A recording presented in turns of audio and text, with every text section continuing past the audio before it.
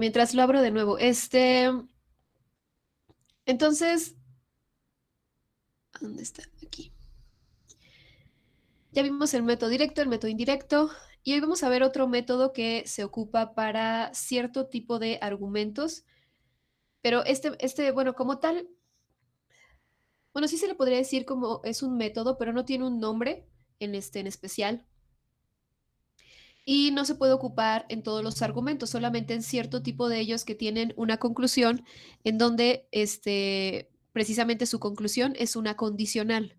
Entonces, solamente en ese tipo de argumentos es cuando nosotros podemos ocupar esta otra forma de hacer la demostración. Entonces, pues, precisamente eso, ¿no? Tenemos que todos nuestros argumentos están expresados por medio de una condicional. Entonces, cuando la conclusión, ¿no? Digamos aquí, supongamos que esta es la forma general del argumento. Entonces, aquí yo tengo que la conclusión va a ser una condicional. Cuando eso sucede, lo que podemos hacer es Ah, lo que podemos hacer es tomar este antecedente que forma parte de la conclusión, solamente el antecedente, y agregarlo como una premisa. Y entonces, en vez de tener que llegar por medio de estas premisas a si Q entonces R, que esta es la conclusión del argumento, en vez de llegar a esto, tenemos que llegar solamente a R. Esto de nuevo nos da una gran ventaja, ¿no? No es el método indirecto, es otra forma de hacer la demostración, pero esta otra forma solamente se puede ocupar cuando las conclusiones, bueno, más bien la conclusión a la que tenemos que llegar, tiene la forma de una condicional. Entonces, cuando tiene la forma de una condicional, lo que podemos hacer, en vez de hacerlo de forma directa, podemos tomar el antecedente de esta conclusión, que es una condicional, y agregarla, la quitamos de aquí y la agregamos como una premisa, como parte de las premisas. Y de ahí, pues entonces ahora a lo que tenemos que llegar solamente, pues es a R, ya no a la condicional, sino solamente a R. Entonces, vamos precisamente a demostrar que estas dos expresiones son equivalentes lógicos y de esa forma estamos asegurando o demostrando que el hacer la demostración de esta forma es equivalente a hacerla de esta otra, ¿no? De hacerla de la forma directa. Entonces vamos a hacer precisamente eso y para eso vamos a hacer una tabla. Entonces de este lado tenemos esta expresión que es si P entonces, si Q entonces R, ¿no? Y de nuevo, si Q entonces R está haciendo referencia a la conclusión del argumento. Entonces aquí tenemos tres proposiciones, nos dan 8 combinaciones distintas. Aquí tenemos las 8, por acá vamos construyendo. Recordemos que primero se va haciendo lo que está dentro del paréntesis y que las condicionales no son conmutativas. Entonces, pues primero hacemos esta parte que es si Q entonces R. Y recordando un poco que las condicionales son falsas cuando tenemos la combinación verdadero-falso, ¿no? Entonces, en este caso, pues, si Q entonces R, en este caso es falso, tengo verdadero-falso, y en este también, ¿no? Verdadero-falso. En todos los demás me queda verdadero. Luego de ahí, pues construimos el si P entonces, si Q entonces R. De nuevo, el orden es importante. Voy a ver si ya no me raya de forma extraña esto.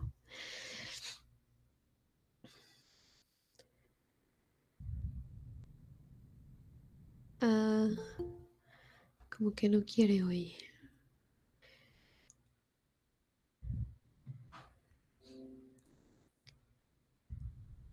Bueno, entonces, entonces de nuevo, ahora voy a hacer si P, entonces si Q, entonces R. Entonces, esta va primero y esta va después. ¿Cuándo voy a tener falso? Cuando tenga la combinación verdadero-falso, ¿no? Entonces aquí tenemos una.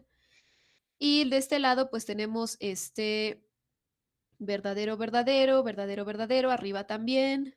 Y luego todos estos son falsos. Entonces, recordemos que en las condicionales, cuando el antecedente es falso, pues toda la condicional es verdadera, ¿no? Entonces ya todos estos son verdaderos, estos últimos 4.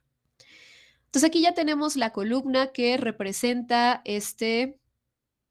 precisamente esta expresión, la forma general de aquellos argumentos que en su conclusión tienen una condicional, ¿no? Aquí ya está la tabla. Y ahora hacemos la tabla para esta otra expresión y vamos a ver si son equivalentes lógicos. Entonces, primero vamos a hacer la conjunción. Entonces tenemos P y Q.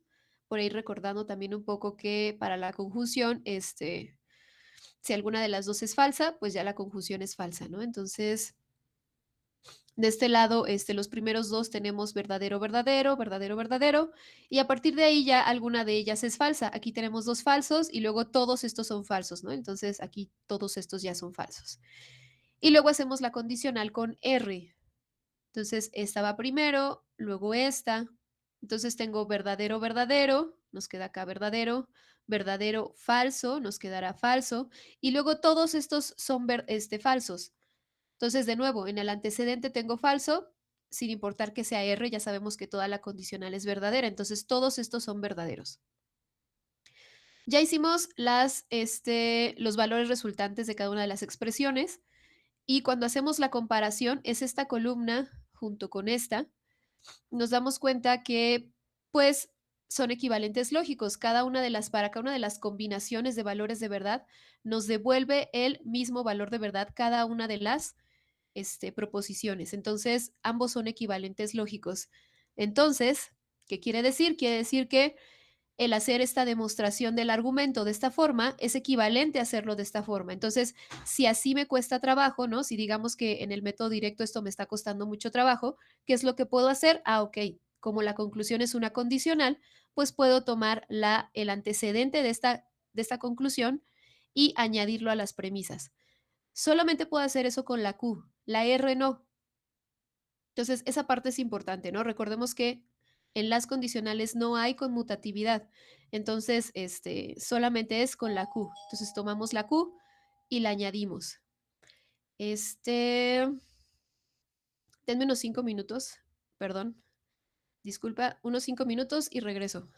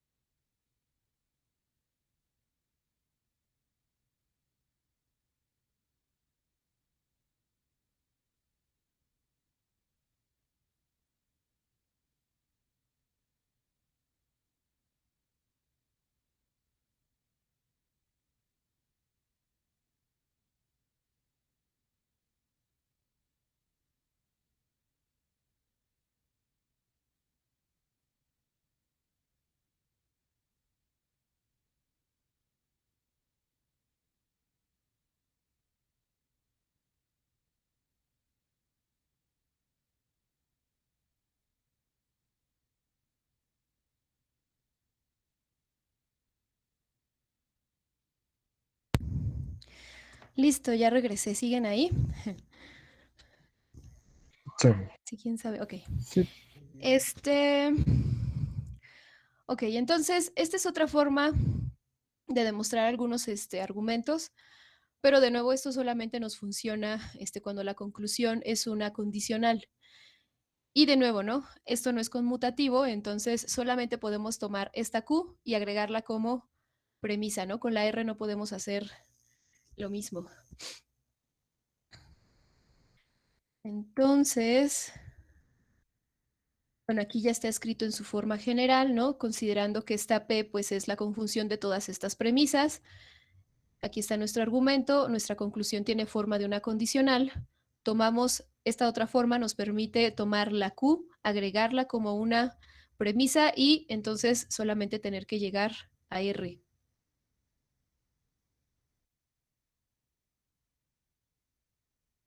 Entonces, este que está aquí ya lo resolvimos por los dos métodos anteriores, el método directo, el método indirecto, y esta vez vamos a hacerlo, pero ahora ocupando esta otra forma, que de nuevo esta forma no tiene nombre como tal, ¿no?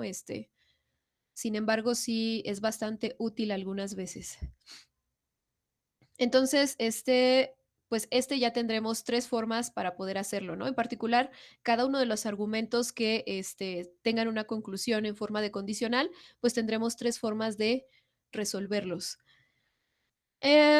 Ok, entonces, ¿qué nos dice esta otra forma? Nos dice, tienes tu argumento, te das cuenta que la conclusión es una condicional, entonces tomas el antecedente de esa condicional y lo agregas como una premisa. Y entonces ahora lo que tienes que llegar es a este que te quedó, lo que te quedó después de la flecha, ¿no? Aquí, digo, notemos antes de que como que ya no quiere rayar el día de hoy. Am, ¿Por qué? Porque,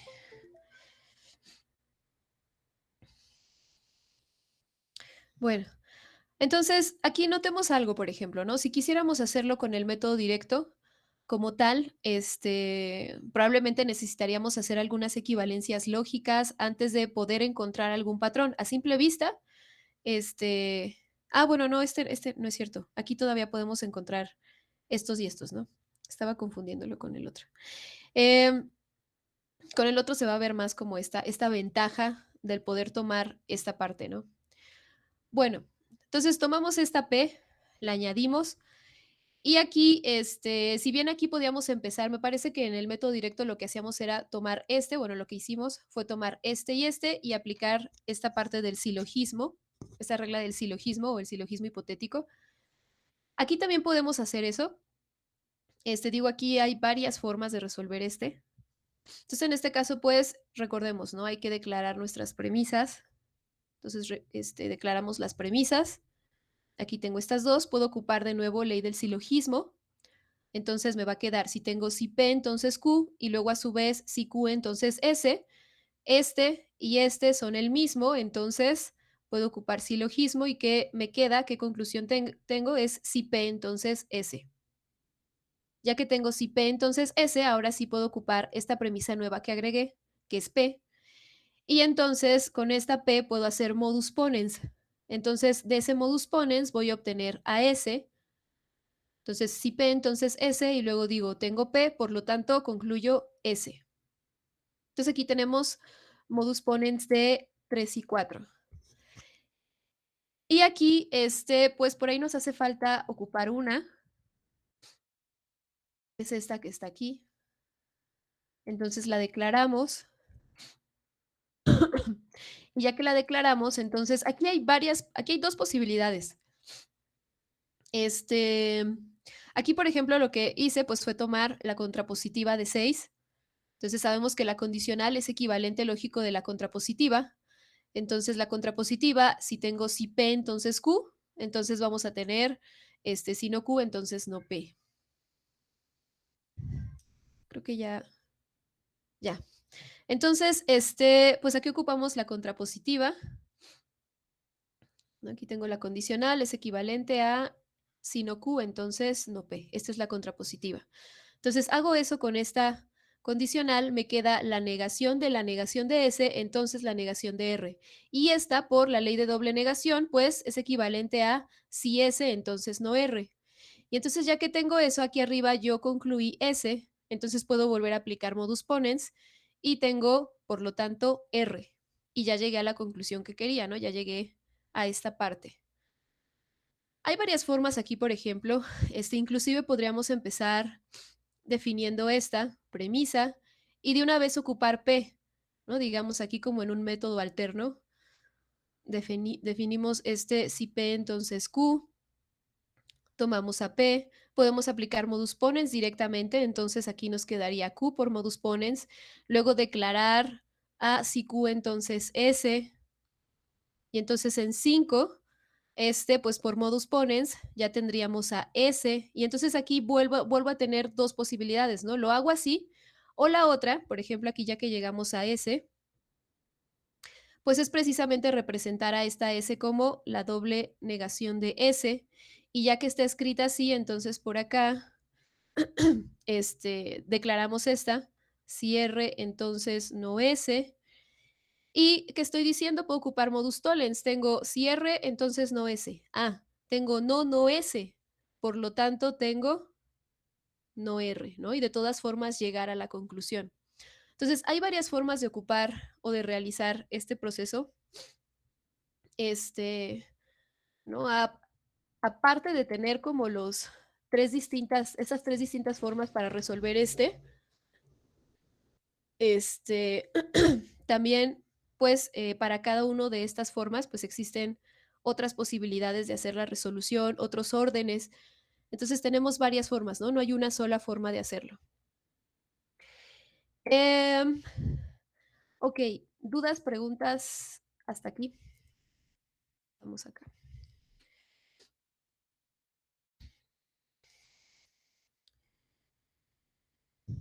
No, ninguno. Okey. Bueno, aquí queda un poco fea la letra, ¿no? Por eso no estoy escribiendo todo, ¿no? Por aquí tendríamos que escribir premisa, premisa, ¿no? Para que digo, queda feo el asunto aquí, pero premisa. Aquí estaríamos ocupando modus ponens. Luego otra vez premisa. Luego otra vez modus ponens. Bueno, ya no cabe. Pero bueno, hay diferentes formas de ocuparlo. Aquí tenemos otro ejemplo. Este, ese es el caso que les estaba diciendo hace un momento. Se me cruzaron los ejemplos. Aquí, por ejemplo, tenemos si P, entonces Q, si no R o S, y si P o R. ¿Y a qué tenemos que llegar? A no Q, entonces S. No lo hemos hecho antes, ¿no? Es un ejemplo nuevo. Entonces, ahorita vamos a ocupar esta otra forma. Nos damos cuenta que la conclusión es una condicional. Entonces, nosotros podemos tomar este no Q y agregarlo como una premisa. Y pues trabajar de ahí para llegar a ese nada más. Ese es es otra forma de hacerlo, ¿no? Si quisiésemos hacerlo directo, era lo que les comentaba hace un momento. Aquí no se ve ningún patrón como tal que nosotros podamos decir, ah, puedo aplicar esta regla o esta otra, ¿no? O sea, como que aquí hay que trabajar primero con algunas equivalencias lógicas para de alguna forma encontrar alguna regla, algún patrón que me permita ocupar alguna regla de inferencia. Sin embargo, cuando tomamos este no Q y lo agregamos como una premisa, pues ya de entrada ya tenemos por ahí, ya podemos identificar un patrón para poder aplicar directamente una regla de inferencia. Por ejemplo, aquí, entonces tengo si P, entonces Q y tengo no Q. Entonces con estos ya puedo aplicar modus tollens. Entonces, digo, lo que aquí, por ejemplo, tal vez nos costaría un poco más de trabajo porque primero tendríamos que trabajar sobre las expresiones, ¿no? Reescribirlas de forma que les podamos aplicar alguna regla de inferencia. Acá en realidad se ve desde un principio que podemos aplicar una regla de inferencia directamente sin hacer todavía esta parte sin ocupar alguna alguna ley de la lógica, ¿no? Entonces, pues hacemos eso, ¿no? Comenzamos con y entonces obtenemos, bueno, las declaramos, premisa, premisa, y entonces tengo si P, entonces Q, y luego tengo no Q por modus tollens, por lo tanto tengo no P. Entonces aquí llevo no P. Entonces me regreso acá y me fijo que tengo de este lado P o R. Entonces, este P o R junto con este no P, ya veo, aquí ya hay otro patrón que es el ocupar este silogismo disyuntivo. Entonces, pues precisamente eso hacemos. Declaramos P o R. Entonces tengo P o R, luego digo no P, por lo tanto, R por silogismo disyuntivo. Ya que tengo esta R, esta no la he ocupado, entonces la declaramos no R o S. Y aquí también hay varios caminos, ¿no? El primero es que este no R o S lo podemos escribir en su forma equivalente de una condicional, que es si R, entonces S. Y ya que está escrito así, entonces podemos ocupar modus ponens de 5 y 7. Y pues ya obtendríamos esta conclusión que es la que tenemos aquí, ¿no? Ya habríamos acabado. La otra forma es que de aquí declaramos esta y en el 7 decimos, ok, R lo puedo expresar como la doble negación de R, ¿no? Ley de la doble negación. Y en el 8, pues en lugar de ocupar modus ponens, pues podemos ocupar silogismo disyuntivo. Entonces tengo no R o S y luego digo no R por silogismo disyuntivo, por lo tanto tengo S. Entonces, aquí hay varias formas, ¿no? Silogismo disyuntivo. Entonces aquí, pues, y finalmente ya llegamos a la letra S, ¿no? Em, entonces, pues ya vimos varios métodos. Vimos dos que son generales para cualquier tipo de argumento. El método directo, el método indirecto. De nuevo, probablemente si ahí tienen oportunidad cuando les suba esta parte a la plataforma, cuando tengan oportunidad y comiencen a hacer como comparaciones, digo, probablemente no se vea mucha diferencia en el sentido de en cuáles son las ventajas del método indirecto. Generalmente ese método indirecto se ocupa cuando el querer hacerlo por el método directo resulta bastante complicado y no sale. Entonces ya se va por el método indirecto y generalmente así es un poco más sencillo, ¿no? La complejidad de algunos argumentos para querer demostrarlos de forma directa sí suele suceder por ahí. Entonces, cuando de forma directa como que no sale, ¿no? Ya se quedó uno ahí un buen rato intentándolo y no sale, ocupar el método indirecto es una muy buena opción. Finalmente tenemos esta ventaja de que estamos agregando una premisa extra, ¿no? Entonces, y pues esta otra forma de demostrarlo, em, no tiene nombre como tal y no sirve para todos, ¿no? Porque no todos su conclusión es una condicional. Pero cuando nosotros veamos que la conclusión es una condicional, pues al menos ya sabemos que tenemos tres formas de resolver ese problema, ¿no? Ya sea el método directo, el indirecto o esta otra forma que no tiene nombre. Y entonces, ¿en qué consiste? Simplemente en tomar la, la parte que está aquí en el antecedente y agregarla como premisa. Y aquí no se le niega ni nada, simplemente la tomamos y la agregamos. Y a lo que tenemos que llegar finalmente, pues solamente es a esta S que está aquí. ¿Dudas, preguntas? Hasta ahí. Y por No, ejemplo, si tuviera de conclusión no Q, entonces S en un paréntesis y luego tuviera entonces Q, entonces S, o sea, como un paréntesis ahí y luego una flecha de condicional y otra vez otro condicional dentro del otro Ok, a ver, paréntesis. no Q entonces S y Ajá. luego ¿qué? Entonces, bueno, condicional. Ajá. Este R o entonces P, por ejemplo. Este, bueno, supongo que aquí debe haber cierta jerarquía. Debe haber paréntesis para que indiquen jerarquía. Sí, o sea, Em, adentro del paréntesis ese. R, entonces P adentro del paréntesis y el otro también adentro del paréntesis. algo así. Ok, Este, si sí. estuviese escrito así, entonces tenemos esta condicional, todo esto, podemos agregar esta como premisa. Ya que agregamos esa, volvemos a tener una condicional. Ah, ok, entonces puedo agregar esta como premisa. Lo vamos haciendo poco a poco. Vuelvo a tener una condicional. Ah, entonces agrego esta como premisa. Y ya hasta que solamente me queda esta. Ah, entonces puedo agregar las veces que quiera la premisa otra vez mientras tenga una condicional. Mientras haya una condicional, sí. Pero hay que Ah, hacerlo poco a poco, ¿no? O sea, no de una, sino tengo primero esta condicional principal, por así decirlo. Entonces primero esta. Ah, ok, ahí va primero esa. Esto es lo que queda, ok, de esto que queda, esto es equivalente a tomar este y agregarlo, ah, ok, de esto que quedó, esto es equivalente y así hasta que pues ya solamente nos queda esta. Ujú.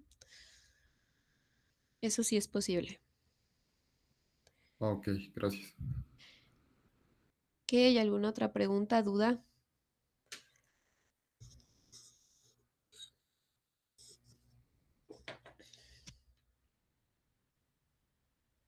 Bien, entonces, hasta aquí hemos trabajado con puros argumentos que son válidos, que consideramos que son válidos.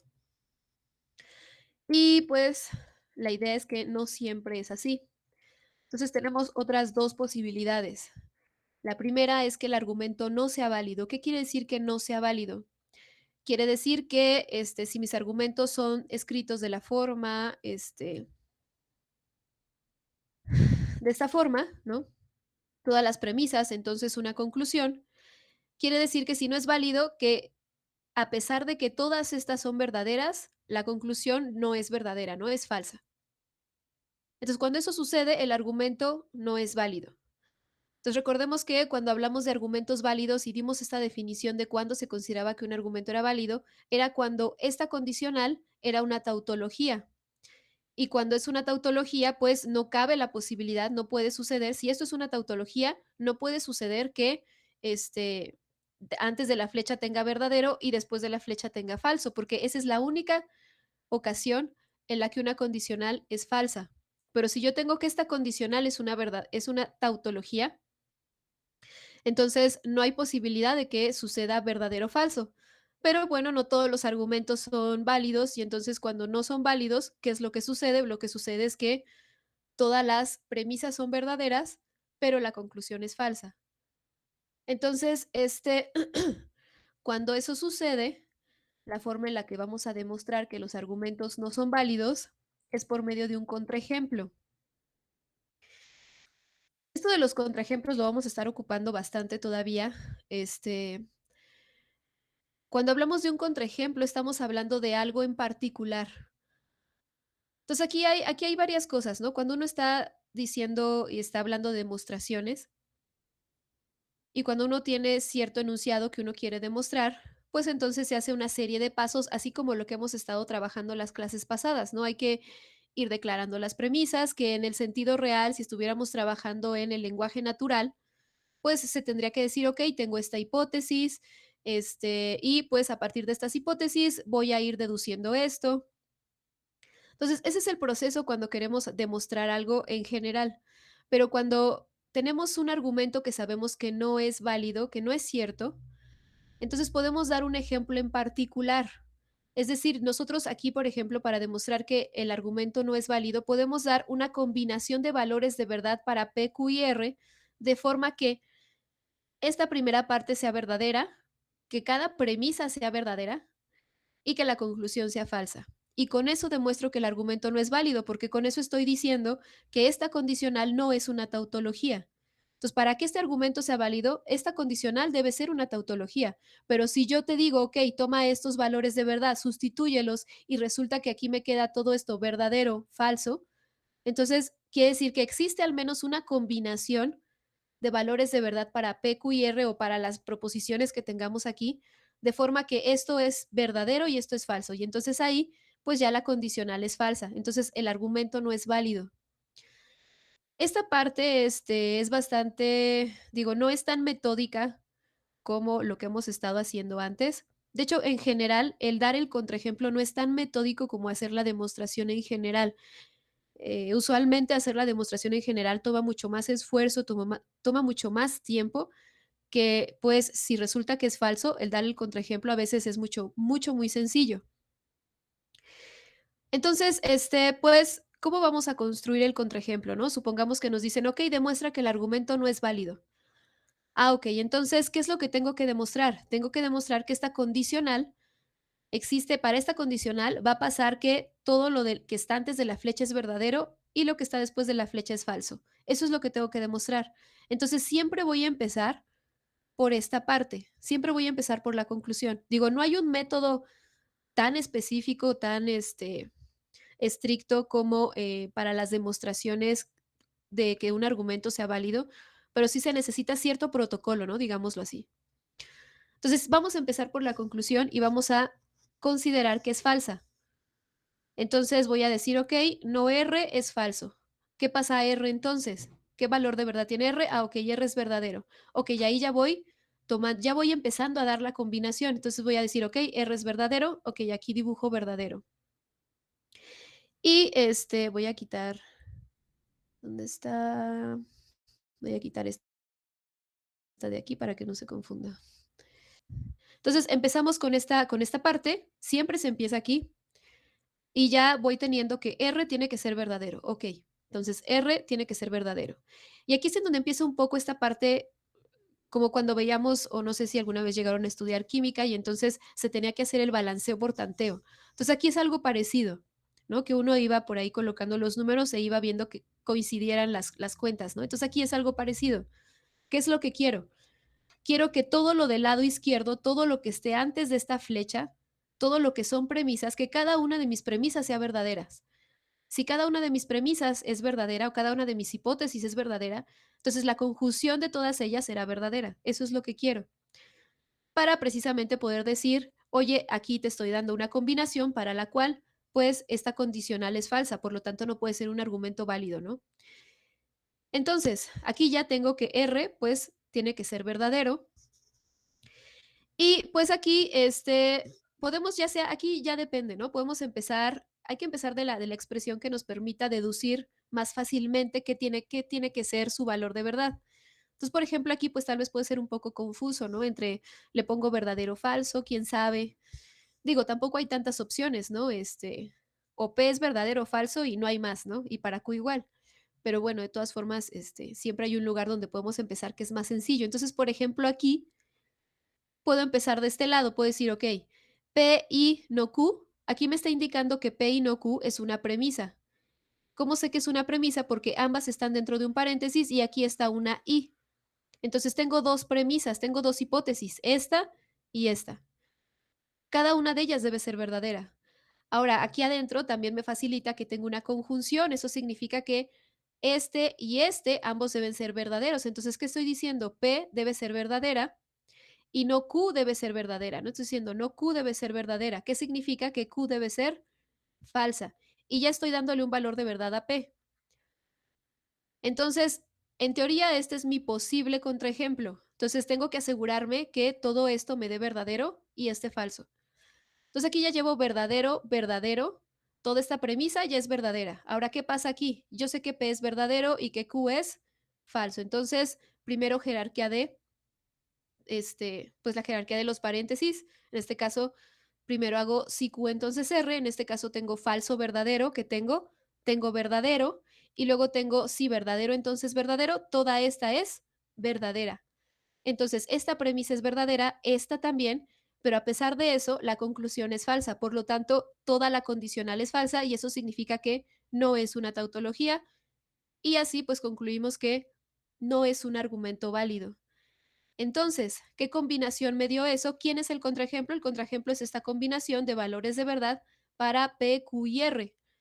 Entonces, ya que hice esto, o sea, digamos, como se podrán haber dado cuenta, digo, aquí no hay como mucho método, tanto como cuando hacemos las demostraciones, ¿no? Vamos intentando, vamos viendo a ver qué está pasando. Ya que obtuve esta combinación, ya que vi que me dio que todo esto tiene que ser verdadero y esto falso, entonces ya puedo concluir ¿no? Ya puedo escribir, ok, entonces el argumento no es válido y el contraejemplo es, y escribimos justo esto, ¿no? P es verdadero, Q es falso y R es verdadero. Entonces aquí estoy dando valores en particular para demostrar que esto no puede ser una tautología. Y pues así demostramos que el argumento es falso. Ahora, esta parte es sumamente importante. Algunas veces suelen empezar aquí, decir, ok, este es falso, y algunas veces no sé, o sea, digo, tal vez por ahí se les fue checar. Y si alguna de estas premisas es falsa, recuerden que todo esto es falso. Entonces, si alguna de estas premisas, digamos aquí, supongamos que ustedes se les va la onda y dicen, ok, que esta parte sea, que no Q sea verdadera y entonces esto sea falso. Entonces, si todo esto es falso, la condicional automáticamente es verdadera y eso ya no es un contraejemplo. Entonces, en ese sentido sí hay que tener cuidado, o sea, no es nada más agregar los valores y así, y ya quedó, sino hay que asegurarnos que todas las premisas sean verdaderas y que la conclusión sea falsa. Ahora aquí, pues no puede haber mucho pierde porque así ahí es en donde comenzamos. Comenzamos diciendo, ok, mi conclusión tiene que ser falsa. Y pues de ahí vamos ya sacando algunos valores de verdad. Digo, la R aquí ya no tiene de otra más que ser verdadero. Pero pues acá adentro tal vez, digo, en este ejemplo no, pero hay algunos otros ejemplos en los cuales no solamente hay un contraejemplo, sino hay varios, hay distintas combinaciones que cuando las sustituimos nos va a dar verdadero y falso y pues con eso ya veremos que no es válido. Entonces, sí hay que asegurarnos que pues todo esto sea verdadero, ¿no? Es decir, que cada una de las premisas sean verdaderas. Entonces, si son verdaderas, su conjunción es verdadera, tengo verdadero, entonces falso, esto es falso. Y entonces ya sí estoy seguro que este es un contraejemplo. Y pues así demostramos que nuestro argumento es no válido. ¿Dudas, preguntas hasta ahí? Y para eso eso es lo que se le conoce como el método de Quine. No sé si eso tenga nombre. Este, Así que esa parte no te la puedo asegurar. Em, pero como tal, o sea, hasta donde yo he leído los libros no trae nombre. Pero si tú nos muestras dónde dice que ese es el nombre, pues lo podemos ocupar así, ¿no? ah, es que tal vez me estoy confundiendo, pero es que estoy viendo un libro de lógica matemática donde donde dice acerca de lo de demostración de argumentos válidos y no válidos. Y primero viene algo como usted dijo, que es suponiendo que que la conclusión es falsa. Y ya de ahí partiendo para encontrar el contraejemplo de los valores de las premisas. Pero después pone acerca de lo del método de Quine, que no sé si sea eso. A ver, el libro, creo que tiene un canal de YouTube el autor, pero no lo sé. Bueno, sí, seguramente hay muchos libros, hay muchos métodos, hay muchas definiciones. Es como estos libros en cálculo que a la definición, el calcular la derivada por la definición formal le llaman la regla de los 4 pasos y en realidad eso no tiene nombre, ¿no? Pero finalmente se les enseña así cuando están en prepa, pues para que a ustedes se les haga un poco más sencillo. Digo, igual, este, pues habrá muchos otros nombres que algunos autores les den a ciertas cosas, pero finalmente el nombre de esta parte, o sea, si esto tiene un nombre, digo, en los libros que le subí, me parece que no tiene nombre este método, es dar el contraejemplo y de hecho esto se hace no solamente para esta parte de argumentos, sino cada vez que uno va a hacer alguna demostración y resulta que ese enunciado no es cierto, se puede dar un contraejemplo y se da de forma particular. Pero bueno, finalmente, si tiene un nombre especial en este caso, no es relevante. Lo relevante es que puedan hacer este proceso. Entonces, digo, por ahí, esta parte de, eh, ¿cómo decirlo?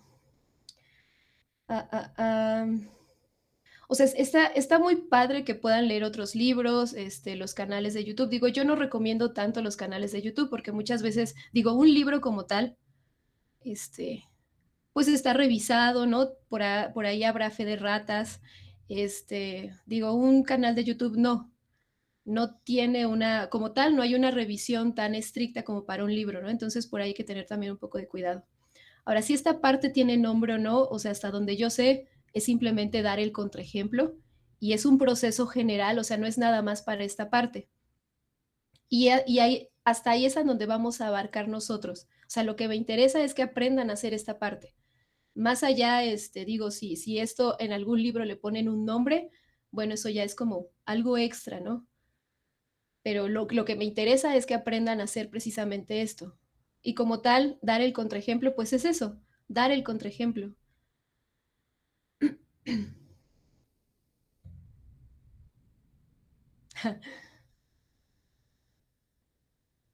Digo, no sé si quedó más claro el asunto o no.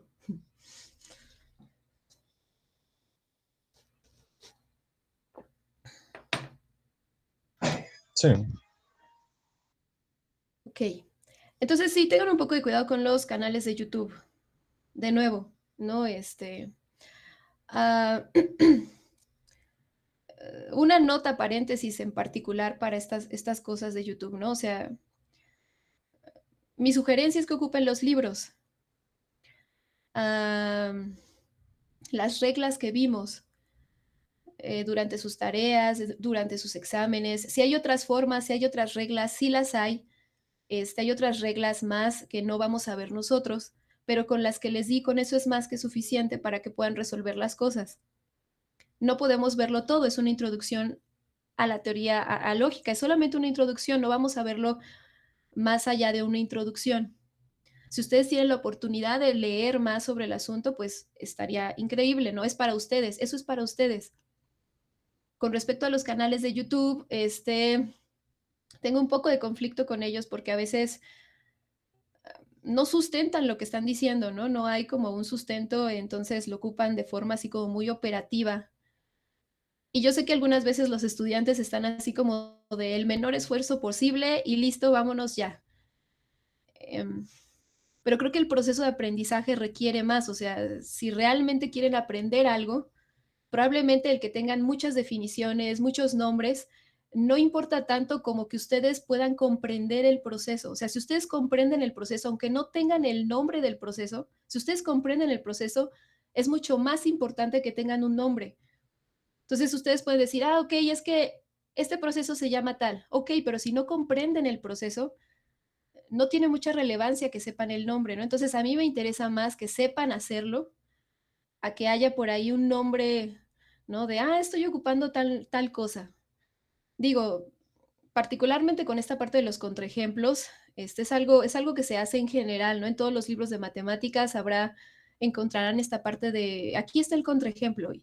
Y particularmente nunca he leído que digan, este, que el dar el contraejemplo reciba un nombre en particular, ¿no? Digo, no sé, uno aprende cosas todo el tiempo, pero de todos los libros de matemáticas que me he leído, nunca he visto que le llamen un nombre en particular a esta parte. Pero de nuevo, ¿no? Tengan un poco de cuidado con esta parte de los canales de YouTube. No hay sustento. No es como un libro, o sea, un libro que toma muchísimos años en escribirse, que se revisó por muchas personas. Ah, no, sí, yo lo saqué de un libro. Este, y también, por ejemplo, ¿no? Ahí también tengan un poco de que, am, de que estamos viendo una introducción. O sea, yo no les voy a dar cosas bastante, o sea, más allá de lo que viene en el temario. Digo, habrá algunas cosas que para mí no parezcan relevantes y no las veré. Tal vez algún otro profesor, digo, si ustedes ya llevaron la materia, ¿no? Y dicen, ah, es que esta profesora no me está dando esto. Cada uno de nosotros tendrá su forma, su perspectiva, ¿no? Y no es que uno esté mal o esté bien, simplemente cada quien dará como pues lo que cree que es relevante, ¿no? Entonces, pues eso, solo tengan cuidado en esa parte. Eh, vamos a cambiarnos de link, creo que ya nos avisó.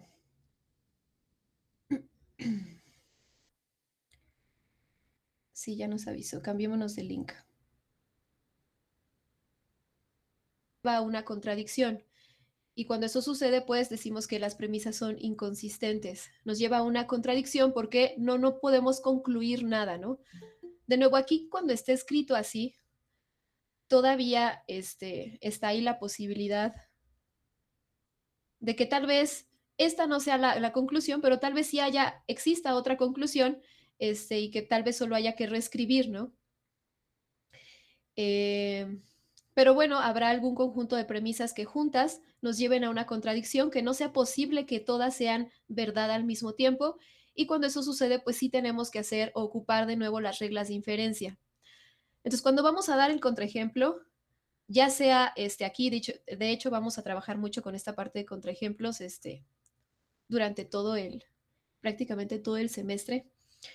Entonces, cuando se habla de contraejemplos, son casos en particular. Es decir, aquí está este caso en particular, que si tú lo sustituyes en tus premisas y en tu conclusión, te vas a dar cuenta que las premisas son verdaderas, pero la conclusión es falsa. Entonces, el argumento no es válido.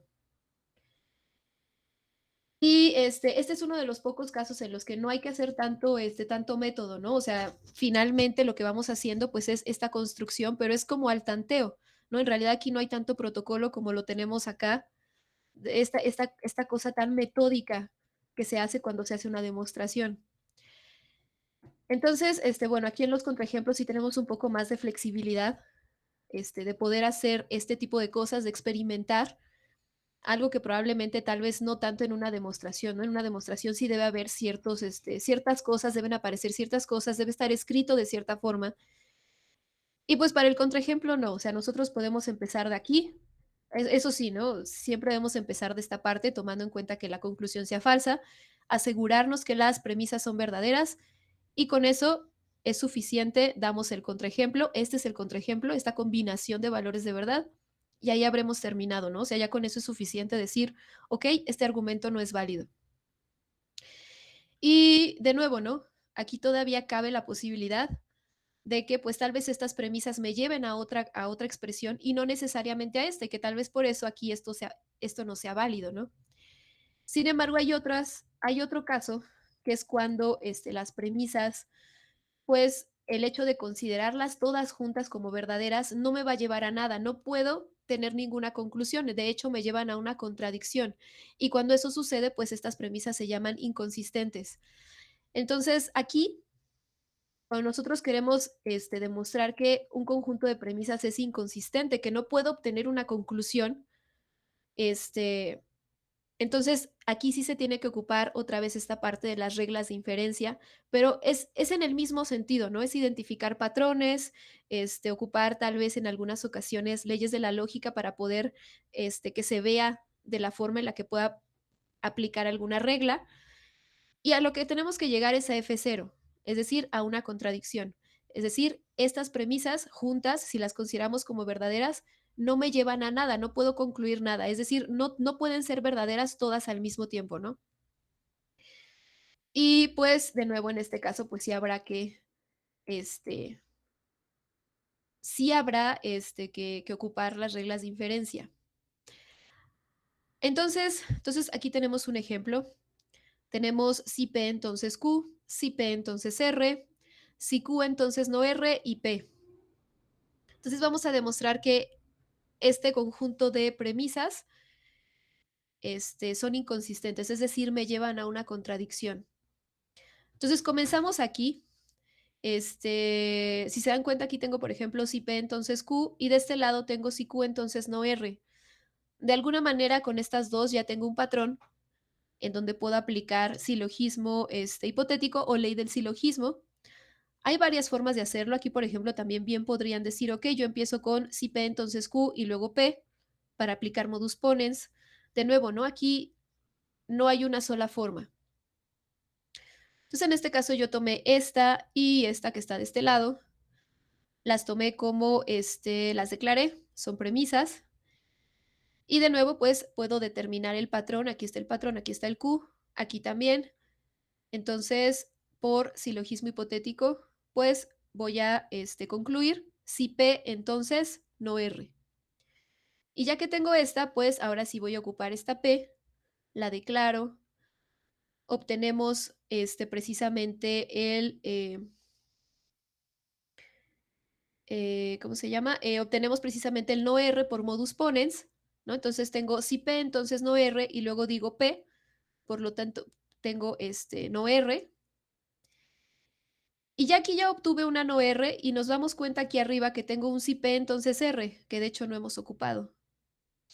Entonces, esta junto con esta otra, voy a obtener una R y ya ahí está mi contradicción, ¿no? Ya solo tengo que juntarlas. Entonces, declaro esta otra premisa que no habíamos ocupado. Tengo P y por modus ponens, pues prácticamente concluyo R. Entonces, ¿qué estoy diciendo? No R y R son verdaderas al mismo tiempo. Eso no puede ser. Ahí está la contradicción. Entonces, pues simplemente lo escribo.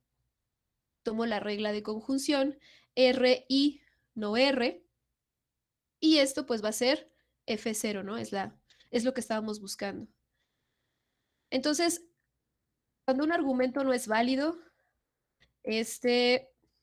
todavía tenemos la opción de nuevo de que pues tal vez esta no es la conclusión a la que se llega a través de estas premisas, tal vez hay otra conclusión que sí sería verdadera por la cual se pueden concluir a través de estas premisas, ¿no? Pero en este caso, ya cuando tenemos que las premisas son inconsistentes, quiere decir que el simple hecho de suponer que todas ellas son verdaderas al mismo tiempo, eso nos lleva a una contradicción. Entonces aquí no es que exista otra conclusión o que tal vez no se escribió la conclusión adecuada, no, o sea, simplemente no pueden ser todas verdaderas al mismo tiempo, ¿no? Porque el suponer eso nos lleva a F0, ¿no? A una contradicción. Am, esta parte de los argumentos no válidos, esto que hicimos aquí, he visto que algunas veces, digo, aquí estamos dando el contraejemplo, pero he visto que algunos de ustedes empiezan a hacer todas las reglas de inferencia con esto. Hay dos opciones, ¿no? Si ustedes comienzan a trabajar con las reglas de inferencia en un argumento no válido, de nuevo, hay dos opciones. La primera es que, pues, nunca van a lograr llegar al no R. Que de repente puedan llegar, puede que lleguen a un F0 o puede que lleguen a otra cosa que no sea no R, ¿no? O sea, bueno, en particular para ¿no? En general, si tienen un argumento no válido y ocupan reglas de inferencia y comienzan a hacer todo este proceso que tenemos acá de este lado, probablemente no logren llegar a la conclusión que tienen ahí o lleguen a F0, cualquiera de las dos.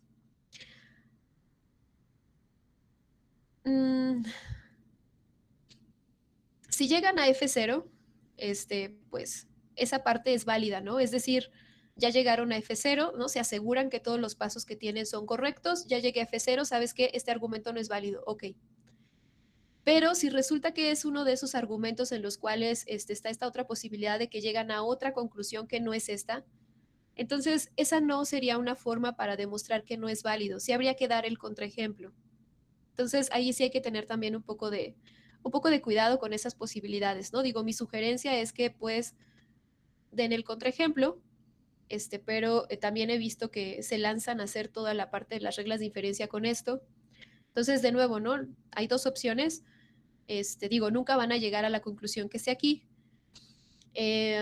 pero una de las opciones es que les dé F0 y pues así ya podrían argumentar que no es válido.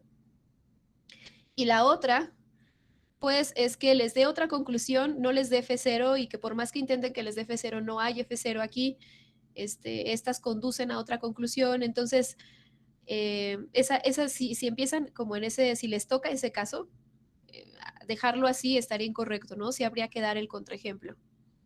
Entonces por ahí hay que considerar eso. Ok, ahora digo, ya vimos toda esta parte de cómo demostrar que un argumento es válido. Vimos ciertas reglas. De nuevo, yo sé que hay más reglas de inferencia allá afuera, en los libros. Las únicas que vamos a ocupar para efectos del curso son las que están en las notas. Entonces, pues ahí también hay que tener cuidado con esa parte, ¿no? Y con esas es más que suficiente, no necesitan nada más. O sea, cualquier argumento que vayamos a ver en el curso, no necesitan ninguna otra regla más. ¿Qué pasa si no les dicen específicamente si el argumento es válido o no? Si simplemente les escriben, determine si es válido o no. Si es válido, demuestre que es válido, y si no, pues también demuéstrelo por medio de un contraejemplo, ¿no? Entonces, si a primera vista ustedes no saben si el argumento es verdadero o no, el proceso de demostrar que es verdadero es un poco más meticuloso, es más extenso, ¿no? Y requiere ciertamente más tiempo. Entonces aquí tienen dos opciones, o sea, si no saben si el argumento es verdadero o no. Obviamente solamente es uno de los dos, o sea, o es válido o no lo es. Pero de los dos procesos, el lanzarse primero a demostrar que sí lo es, sin saber, o sea, sin que estén seguros, probablemente les tome mucho tiempo. Y si resulta que no es válido, ya habrán perdido muchísimo tiempo tratando de hacer este proceso. Mi sugerencia, digo, es solamente una sugerencia, ustedes pueden realizarlo como más se acomoden, pero la sugerencia es que si no saben si el método, si el argumento es válido o no, mi sugerencia es que traten de encontrar el contraejemplo, que sea lo primero que traten de hacer. Si su argumento es válido y ustedes están tratando de dar el contraejemplo, no les va a tomar mucho tiempo darse cuenta que no es posible suponer que esta cosa sea falsa y que esto a su vez sea verdadero. O sea, si el argumento es válido, no van a poder encontrar esta combinación y se van a dar cuenta muy rápido. Y entonces ya cuando se den cuenta, ok, se lanzarán pues a hacer precisamente este proceso. Y no habrán perdido mucho tiempo, ¿no? En esta parte de investigar si eso no es. Por otro lado, ¿no? Si comienzan con este proceso, de nuevo, ¿no? Partiendo del suponer que ustedes no saben si lo es o no lo es. Si ustedes comienzan con esta parte y resulta que no lo es, pueden estresarse, ¿no? Les va a tomar mucho más tiempo, de repente darse cuenta que pues no lo era, y entonces ya perdieron mucho tiempo tratando de hacer estas reglas, equivalencias, y que al final pues la idea era dar un contraejemplo, ¿no? Entonces, de nuevo, mi sugerencia es que si no saben si el argumento es verdadero o no, comiencen tratando de dar el contraejemplo, o sea, con este proceso. Si su argumento es válido y ustedes están tratando de dar el contraejemplo, rápidamente se van a dar cuenta que no es posible el tomar este como falso y estos verdaderos. ¿Cómo se van a dar cuenta? Porque aquí de repente las combinaciones, por más que ustedes intenten, no van a lograr que esto sea verdadero. Y entonces ahí pues ya al menos tienen cierta certeza de que es válido y pues hay que hacer este proceso, ¿no? Pero no perdieron tanto tiempo. Si de principio es falso, pues tratarán de dar el contraejemplo, lo encontrarán y listo, ¿no? Y no habrán perdido tanto tiempo haciendo este proceso, ¿no? Entonces, esa es la sugerencia, ¿no? Si no saben si es válido o no, y ustedes lo tienen que determinar, mi sugerencia es que, pues, primero intenten dar el contraejemplo, ¿no? Y ya si eso no es posible, ¿no? Se van a dar cuenta rápidamente. Entonces, bueno, es mucho más rápido, pues ya se lanzarán a hacer, pues, todo este proceso. ¿Dudas, preguntas hasta ahí?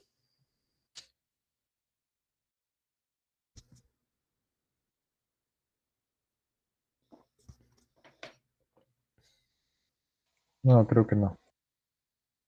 O sea que, por ejemplo, antes de demostrar un argumento, bueno, sería recomendable ver si encuentro un contraejemplo, ¿no? Si el problema les dice, o sea, digo, aquí finalmente en algunos de estos yo misma les escribía, ¿no? Demuestre que no es válido, demuestre que es válido. Si les dice demuestra que es válido, ya están seguros qué es lo que hay que hacer, ¿no? Saben que hay que usar reglas de inferencia, etcétera. Si les dice demuestra que no es válido, saben que hay que dar el contraejemplo. Entonces, si les dice exactamente qué es lo que hay que demostrar, no hay ningún problema. Si no se los dice, o sea, si no les asegura qué es, si la instrucción es más bien como determine si el argumento es válido o no, si es válido, demuestre que lo es, si no, dé un contraejemplo. Entonces ya les está pidiendo a ustedes que determinen. Y en ese sentido ahí, en ese tipo de problemas, con esas instrucciones, sí, la sugerencia es que primero intenten encontrar el contraejemplo. Digo, si ya directamente les está diciendo no es válido, ya no es necesario como todo este proceso, ¿no? Simplemente ya van directo a lo que les está pidiendo. Ok. Am, ¿Más dudas, preguntas?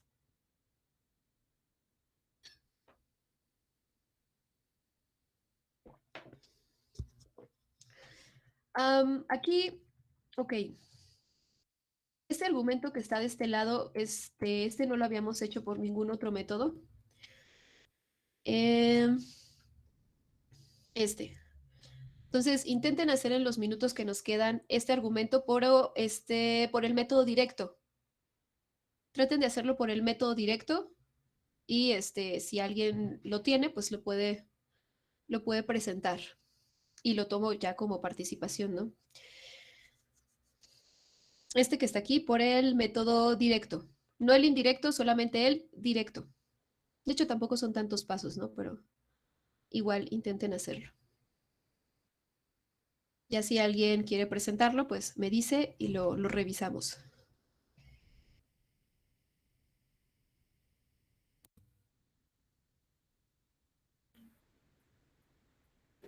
Maestra, en el directo no podía agregar otra premisa a bueno, como mi hipótesis en un condicional. Bueno, No, no, en el directo no. O sea, el directo es con lo que tienes aquí, con eso hay que llegar a la conclusión. Entonces ok. traten de, o sea, de hecho esa parte de agregar esta ya lo resolvimos aquí, ¿no? Entonces háganlo con estas tres premisas, lleguen a esta conclusión.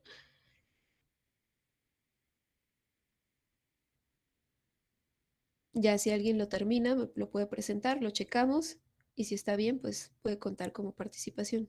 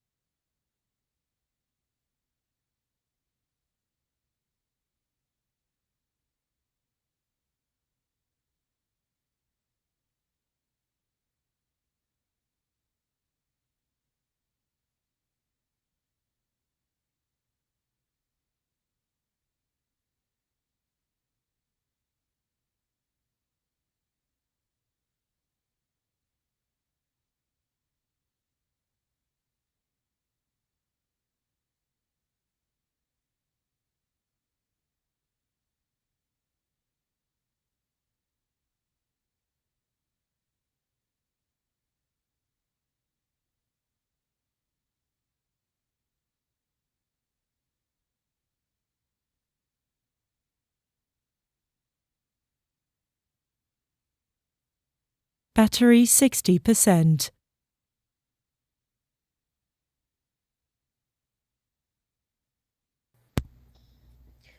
Ok, déjame quito esta parte.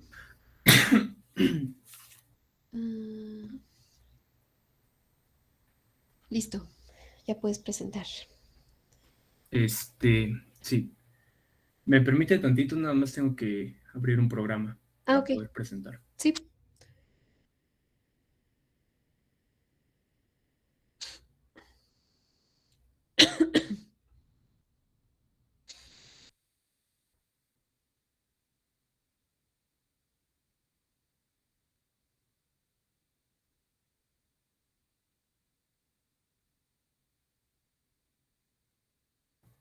Ya está abriendo. Ok.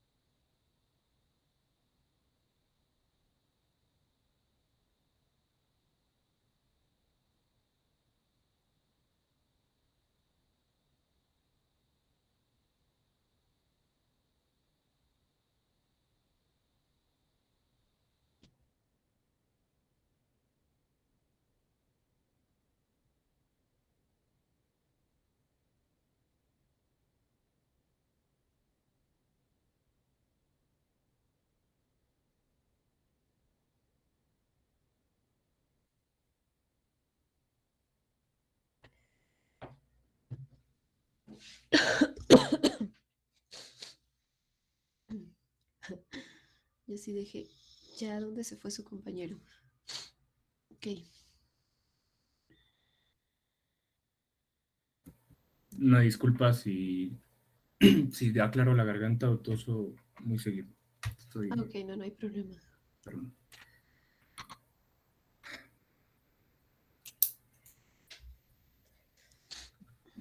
¿Ya se ve bien?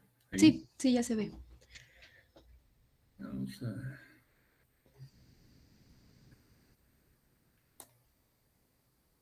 Mm.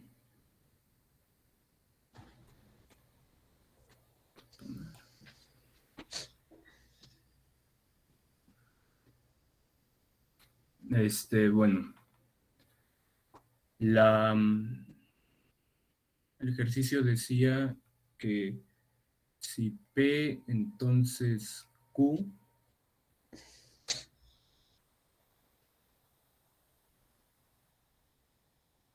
a ver, ahí está. Si P, entonces Q, este, R o S y P o R, por lo tanto, teníamos no Q o S. Ok. Y bueno, lo primero que hice, bueno, espero estar bien. Lo primero que hice fue declarar la premisa, esa premisa, la de no R o S.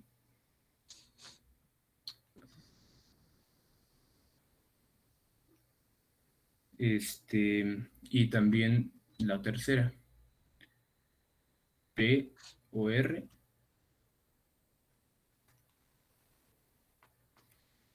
Las declaré. Ujú. Entonces, aquí utilicé equivalencias lógicas. Equivalencias lógicas porque estamos usando una O, bueno, una disyunción. Y entonces, el tercer paso fue hacer una equivalencia lógica del 1. Entonces, ese no R o S se convertiría en R, entonces S. Y es una equivalencia lógica de 1. Y lo mismo hice con 2, que se convierte en no P, entonces R, lo cual es una equivalencia lógica de 2. Posteriormente, bueno, lo que hice fue usar el silogismo hipotético. Si no P es entonces R, entonces, y a su vez R, entonces S, puedo concluir con el silogismo hipotético que no P, entonces S. Y esto es silogismo hipotético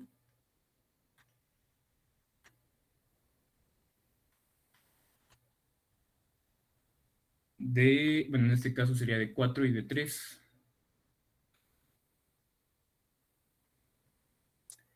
Y después ya declaré mi premisa. Las fui declarando conforme las iba a usar. He visto que otros autores, por ejemplo, en el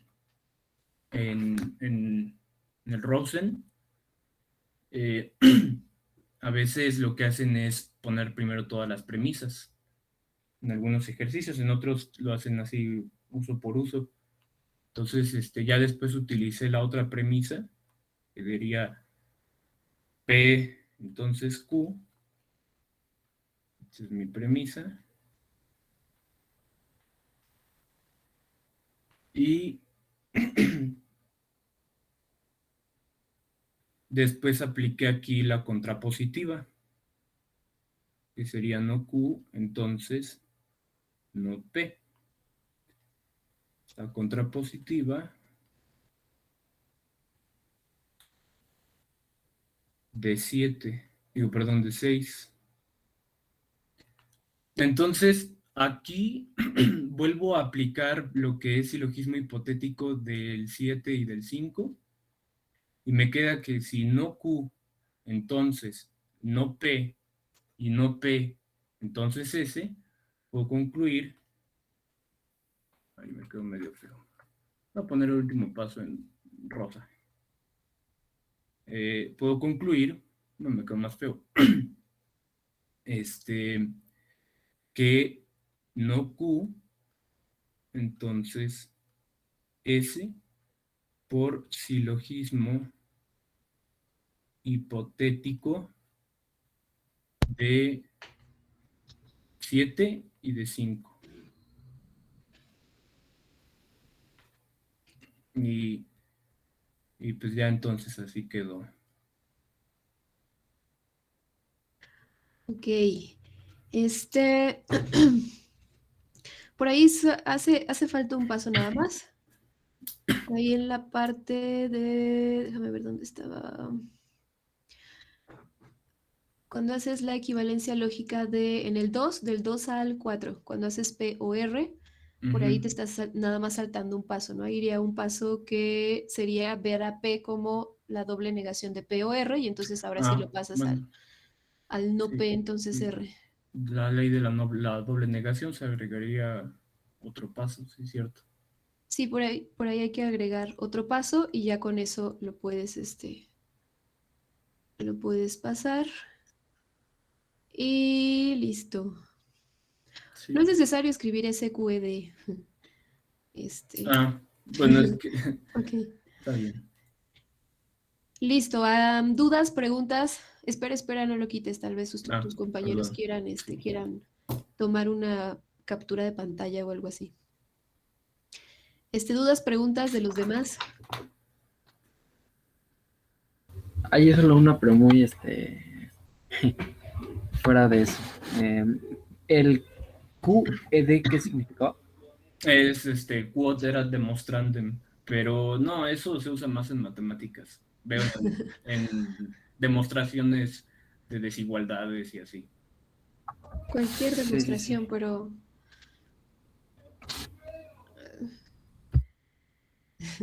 dejemos eso para los matemáticos. Ok, ¿más dudas, preguntas en esta parte?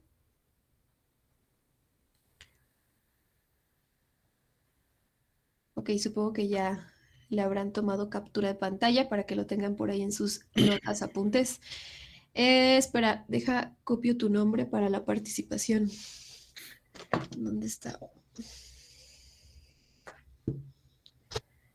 Antes de que nos vayamos. Sí, profe. Hernández Pacheco, ahí está. Ok, entonces nos vemos mañana. Mañana va a ser otra actividad, veremos, en la actividad harán esta parte de los argumentos y les estaré subiendo la lista. Para el parcial quedan como 2 semanas y cachito, ¿no? 2 semanas y media. Entonces, tienen buen tiempo para ir resolviendo un problema de la lista y pasar a exponerlo. Felizmente, ¿no? Como su compañero lo está dibujando. Ok, ¿Ya lo puedo quitar? ya, yo creo que ya tomaron captura de pantalla. Muy bien. ¿Más dudas, preguntas, comentarios antes de irnos? Ya se nos pasó el tiempo.